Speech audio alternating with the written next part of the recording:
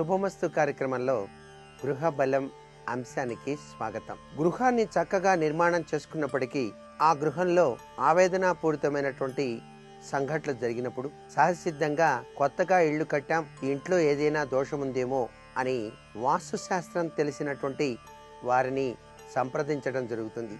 అలా వాస్తుశాస్త్రం తెలిసినటువంటి పండితులు మీ యొక్క గృహాన్ని సందర్శించి మీకు ఆ యొక్క దిశల్లో ఉన్నటువంటి ప్రభావాన్ని చక్కగా వివరణ ఇచ్చి, ఈ దిశలో ఈ దోషం కనిపిస్తోంది కదా, దీనికి ఏదైనా చక్కటి తరుణోపాయం ఆలోచించండి అని చెప్పేసి చెప్పడం జరుగుతుంది. అయితే ఆ యొక్క గృహ నిర్మాణం చేసిన తర్వాత సంభవించినటువంటి ఈ వాస్తు దోష నివారణ కోసం వెనువెంటనే ఆ యొక్క పనుల్ని చేయటానికి సరి అయినటువంటి స్తోమత గనక లేకపోయినప్పుడు కనీసం దైవ బలంతో కూడినటువంటి కొన్ని విశేషాంశ చర్యలు మనకు మన మహర్షులు తెలియచేశారు. వాటిని గనక ఆచరించినట్లయితే మీ ఇంటి పరిస్థితి కొంత మెరుగు అవటానికి ఆస్కారం ఉంది.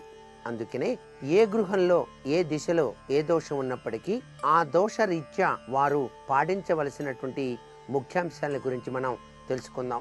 ఉత్తరంలో గనక మీ ఇంటిలో వాస్తు దోషం ఉంది అని చెప్పేసి మీకు తెలిసినప్పుడు, ఉత్తరానికి అధిపతి ఎవరు?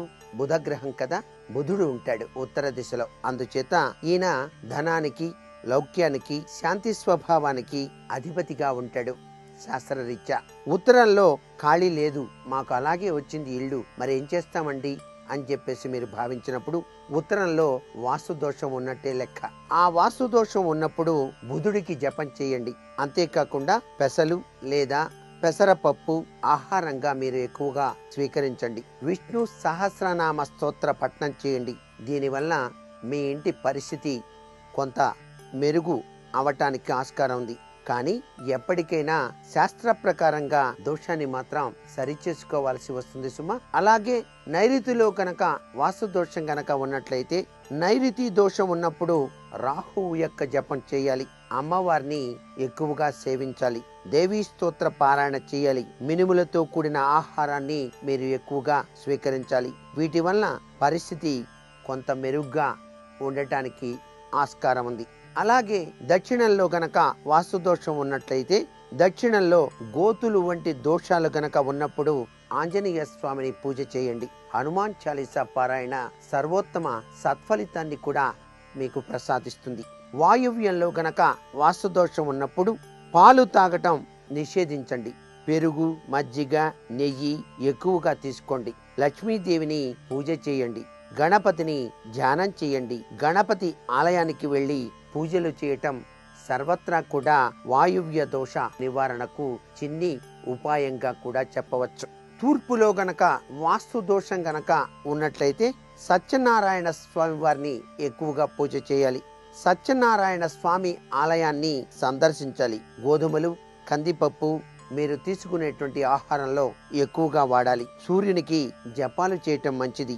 మీ పరిస్థితి కొంత మెరుగవటానికి ఆస్కారం ఎంతగానో ఉంటుంది సుమా. అలాగే ఆగ్నేయంలో వాస్తు దోషం ఉంది అని మీరు భావించినప్పుడు పులుపు తినటం తగ్గించండి.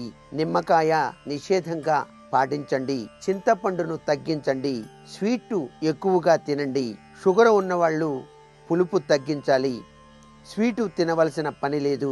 ఆగ్నేయంపై శుక్రుని యొక్క ఆధిపత్యం ఉంటుంది కాబట్టి, శుక్రుడు పులుపుకు అధిపతి కాబట్టి పులుపు ఎక్కువగా తిన్నప్పుడు శుక్రుని యొక్క ప్రకోపం పెరిగి తగాదాలు, నేరాలు చేయటం, ఉన్మాదం ఇలాంటివి సంభవించటానికి ఆస్కారం ఉంది. ఆగ్నేయ వాస్తు దోషం అధికంగా ఉన్నవాళ్ళు సుబ్రహ్మణ్య స్వామి వారి ఆరాధన చేయటం, నాగేంద్ర స్వామి వారిని పూజించటం సర్వత్రా కూడా శుభదాయకవంతమైన ప్రభావాన్ని కలిగిస్తాయి. ఏది ఏమైనప్పటికీ కూడాను ఈశ్వరానుగ్రహం లేకుండా ఏది కూడా జరగదు. ఈశ్వరుడే అన్నిటికీ మూలకర్త. ఒక గృహాన్ని ప్రసాదించాలన్నా ఆయన యొక్క అనుగ్రహం వల్లే కదా. ఈశ్వరానుగ్రహేణ జ్ఞాన ప్రాప్తి. జ్ఞానం కూడాను మనం సంపాదించుకోవాలంటే ఆ పరమేశ్వర ధ్యానమే సర్వత్రా మానవ జీవితానికి చక్కటి యోగవంతమైన ప్రభావాన్ని కలిగిస్తుంది. అందుకే మీ ఇంటిలో ప్రతి మాస శివరాత్రి నాడు కూడా శివార్చన చేసేటువంటి విధి విధానాన్ని పాటించండి.